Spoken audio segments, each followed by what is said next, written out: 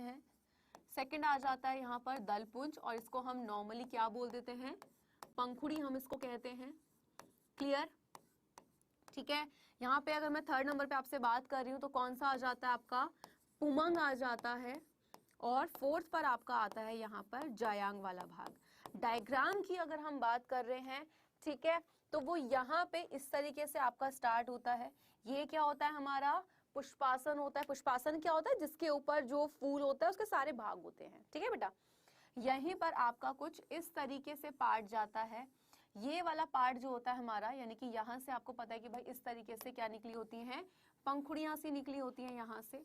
ठीक है, ये आपकी जो कौन सी वाली होती है, जो फूलों वाली की जो पंखुड़ियां होती हैं, और साइड में ग्रीन से कलर का कुछ इस तरीके से निकल जाती हैं। ठीक, तो ये जो ग्रीन वाली होती है ये कौन सी होती है हमारी, ग्रीन वाली जो होती है ये हमारी बाह्य दल होती हैं, ये हमारी पंखुड़ी है।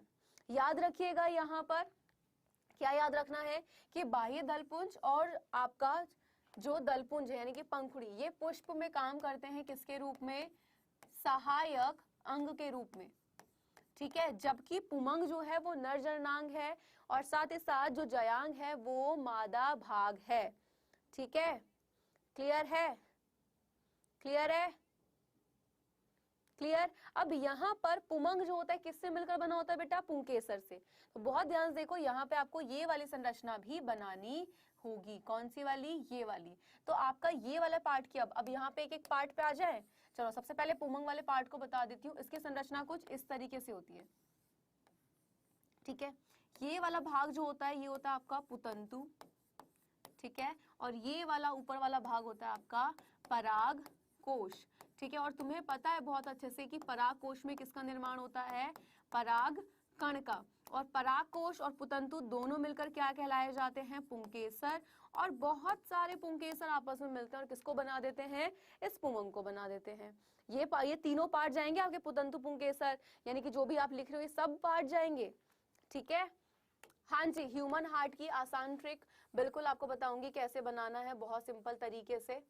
ठीक है, चलो अब यहीं पर जयांग की अगर मैं बात करूं तो जयांग किससे मिलकर बना होता है बेटा, जयांग मिलकर बना होता है स्त्रीकेसर से।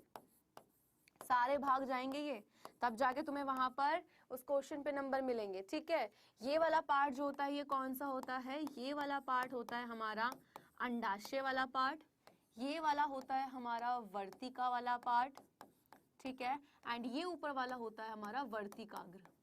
और ये तीनों मिलके हमारा क्या होता है, स्त्रीकेसर। और स्त्रीकेसर मिलके किसको बनाते हैं, इस जयांग को। इसी के अंदर आपका बीजाणु जाता है और यहाँ पे आपका मादा युग्मक यानी कि मादा कोशिका। सिंपल, इतना आपको